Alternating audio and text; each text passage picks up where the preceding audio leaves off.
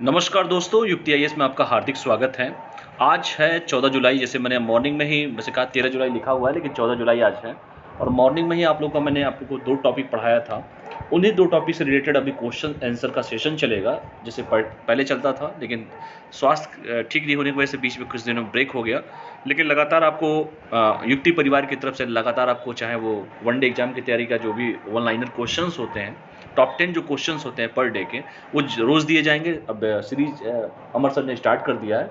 ठीक है, ये यूट्यूब का लिंक है, ये सारे लिंक है, युक्ति परिवार का लिंक है। अगर किसी को भी डायरेक्ट जुड़ना हो संस्थान से, तो दिए गए नंबर, ये संस्थान का जो लिंक है, संस्थान से जुड़ सकते हैं।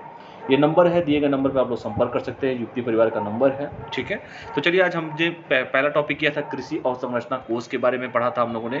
दूसरा हम लोगों ने पूरा का पूरा मंत्रिपरिषद के बारे में पढ़ा था, काउंसिल ऑफ मिनिस्टर के बारे में पढ़ा था। तो सबसे पहले आज इन्हीं दोनों टॉपिकों से रिलेटेड जो भी है हम क्वेश्चन को करेंगे। तो आज का पहला जो क्वेश्चन है, मंत्रिपरिषद सामूहिक रूप से लोकसभा के प्रति उत्तरदायी है, इसकी चर्चा निम्नलिखित में से किस अनुच्छेद के तहत किया गया है? यही क्वेश्चन था। मैंने जब पढ़ाया था तब भी कहा था कि बहुत इंपॉर्टेंट है ये। कोई ऐसी परीक्षा नहीं है, चाहे वो बीपीएससी हो, चाहे यूपीएससी हो, चाहे वो स्टेट पीसीएस हो, कोई भी हर जगह वो क्वेश्चन पूछता है। ठीक है, यूपीपीसी इवेंट का सबसे फेवरेट क्वेश्चन है यूपीपीसीएस का। तो मंत्रिपरिषद सामूहिक रूप से लोकसभा के प्रति उत्तरदायी होता है। काउंसिल ऑफ मिनिस्टर जो होते हैं वो लोकसभा के प्रति उत्तरदायी होते हैं, जिसका हेड तो प्रधानमंत्री जी होते हैं। इसकी चर्चा निम्नलिखित में से किस अनुच्छेद के तहत की गई है? तो अनुच्छेद जो है 75 में इसका अनुच्छेद में किया गया है, यानी कि पहले का हो जाएगा सी। ठीक है, अब चलिए हम बात कर लेते हैं मंत्रिपरिषद के बारे में।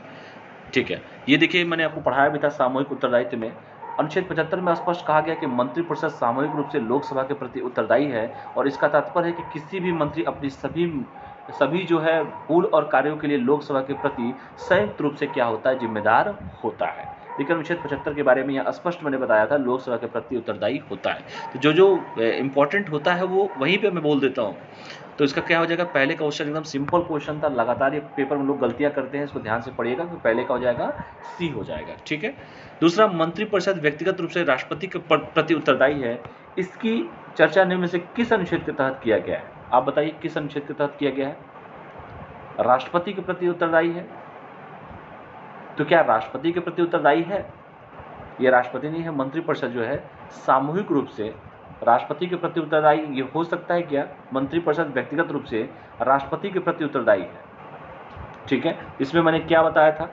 अनुच्छेद 75 में ये देखिए यहाँ बताया गया था कि व्यक्तिगत उत्तरदायी का सिद्धांत भी इसमें शामिल है। इसमें कहा गया कि मंत्रिपरिषद राष्ट्रपति के प्रसाद पर्यंत पद धारण करते हैं।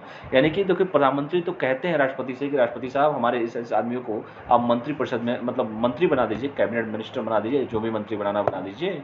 लेकिन राष्ट्रपति के प्रसाद पर्यंत ये पद धारण करते हैं, जिसकी अर्थ है कि राष्ट्रपति किसी मंत्री को ऐसे समय में भी हटा सकता है जब मंत्रिपरिषद को लोकसभा का विश्वास प्राप्त हो।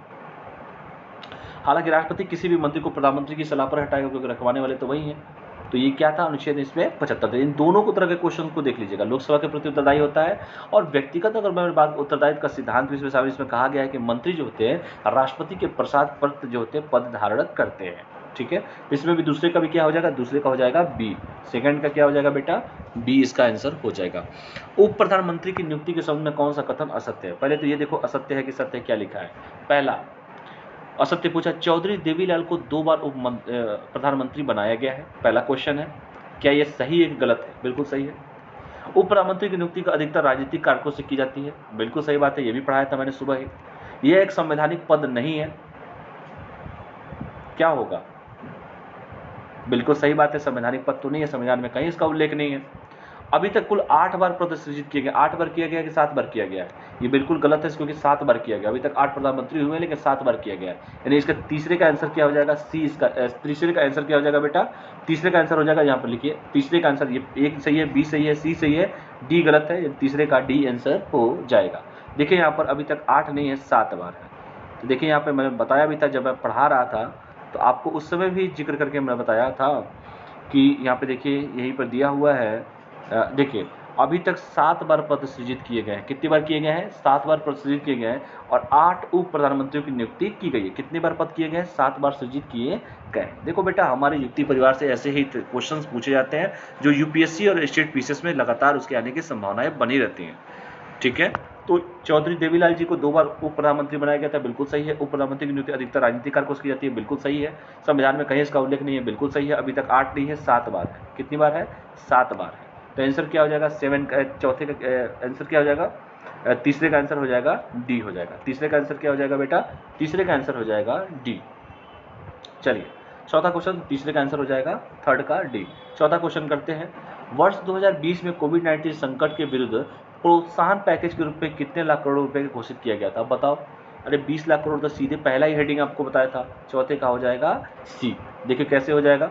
देखिए यहाँ पर सबसे पहला लाइन क्या पढ़ाया था मैंने, प्रोत्साहन पैकेज के रूप में 20 लाख करोड़ रुपए की घोषणा शुरू किया गया था। देखिए यहाँ पे बताया भी था मैंने कि 2020 में कोविड-19 संकट के विरुद्ध प्रोत्साहन पैकेज के रूप में 20 लाख करोड़ रुपए की घोषणा किया गया था। तो यही क्वेश्चन उठा के मैंने पूछ भी दिया है इस क्वेश्चन को। तो इसका क्या हो जाएगा? चौथे का क्या हो जाएगा बेटा? 20 लाख करोड़ रुपए हो जाएगा। चौथे का 20 लाख, चौथे का हो जाएगा सी हो जाएगा। पांचवा देखते हैं, कृषि अवसंरचना कोष के अंतर्गत केंद्रीय क्षेत्र की वित्त पोषण सुविधा योजना के तहत निम्नलिखित में से कौन शामिल नहीं है? अब बताओ कौन शामिल नहीं है। तो कौन कौन सा? विपणन सहकारी समितियां, किसान उत्पादक संगठन, स्वयं सहायता समूह। देखो स्वयं सहायता समूह तो था ही, ठीक है, और जेएलजी, ये सब देखिए। तो इसका आंसर क्या हो जाएगा? इनमें से कोई नहीं और एक से अधिक। तो इसका जो पांचवे का आंसर हो जाएगा कौन शामिल नहीं है? ये सभी तो शामिल है। चलिए तो दिखा देता हूं आपको। देखिए इसमें देखिए जीएलजी का है जिक्र है, स्वयं सहायता समूह का जिक्र है। देखिए दोनों का जिक्र तो है ही, जीएलजी और एसएचजी स्वयं सहायता समूह का भी जिक्र है इसमें। और क्या क्या पूछा था? देखो जीएलजी हो गया, स्वयं सहायता समूह है, या पीओज और एमसीओज, ये पीओज और एमसीओज। अब इसके बारे में देखिए, देखो ये यहाँ पर ये पीओज का भी है जिक्र है कि नहीं है? ठीक है, देखिए जीएलजी का भी है, एसएचजी का भी है। तो कुल मिला के सभी का तो है ही। तो इसका आंसर क्या हो जाएगा? देखिए एमसीओज भी है, विपणन सहकारी समितियां। देखिए इसका जिक्र है कि नहीं है? विपणन सहकारी समितियां देखिए यहीं पे दिया हुआ है, विपणन सहकारी समितियां। स्वयं सहायता समूह भी दिया है, जीएलजी का भी दिया है, या पीओज का भी दिया हुआ है। तो सबका तो जिक्र किया ही गया है। इसका आंसर क्या हो जाएगा? कौन सा असत्य है, कौन शामिल नहीं है? तो इनमें से कोई नहीं और एक से अधिक। ठीक है, चलिए तो पांचवे का आंसर क्या हो जाएगा? पांचवे का आंसर हो जाएगा ई। तो फाइनल कंक्लूजन एक बार और दे देता हूं। पहला क्वेश्चन था, पहला क्वेश्चन जो था, मंत्रिपरिषद सामूहिक रूप से लोकसभा के प्रति उत्तरदायी होती है, इसका अनुच्छेद 75 में किया गया है। इसका पहले का हो जाएगा सी हो जाएगा। दूसरे का देखते हैं, दूसरे का मंत्रिपरिषद जो है व्यक्तिगत रूप से राष्ट्रपति के प्रति उत्तरदायी है, ये भी अनुच्छेद 75 में। कंफ्यूजन मत रखिएगा बेटा आप लोग, ठीक है। उप प्रधानमंत्री की नियुक्ति में ये सही था, देवीलाल जी 2 बार बने हैं। उप प्रधानमंत्री की नियुक्ति अधिकतर राजनीतिक कार्यकोष होती है, संवैधानिक पद था, और 8 बार नहीं है 7 बार है, यानी कि तीसरे का भी हो जाएगा। तीसरे का क्या हो जाएगा? डी हो जाएगा, डी फॉर डीओजी। तीसरे का क्या हो जाएगा? तीसरे का हो जाएगा डी। तीसरे का क्या हो जाएगा? डी, असत्य है। चलिए चौथा देखिए, 20 लाख करोड़ रुपए का हुआ था पैकेज का, चौथे का भी हो जाएगा सी, ठीक है। और पांचवे का क्या होगा? कौन सा शामिल नहीं है? इनमें से कोई नहीं। पांचवे का हो जाएगा, शामिल तो सभी है। चलिए तो फाइनल कंक्लूजन मैं एक बार और दे देता हूं। जिनको बहुत समस्याएं होती हैं, पहले का सी, दूसरे का बी, यहाँ पे लिख देता हूं। चलिए पहले का सी, दूसरे का बी, तीसरे का डी, चौथे का सी और पांचवे का ई। ये आपका फाइनल कंक्लूजन है। इसको आप लोग देख लीजिएगा, और मुझे उम्मीद है कि आज का जो क्वेश्चन आंसर का सेशन है आप लोग को जरूर समझ में आया होगा।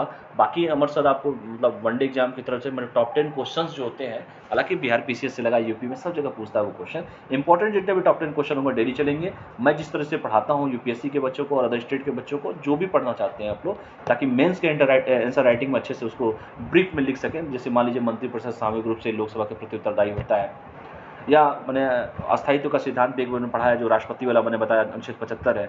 अब मान लीजिए आपको नहीं पता है तो कौन बताएगा? बताओ इसको।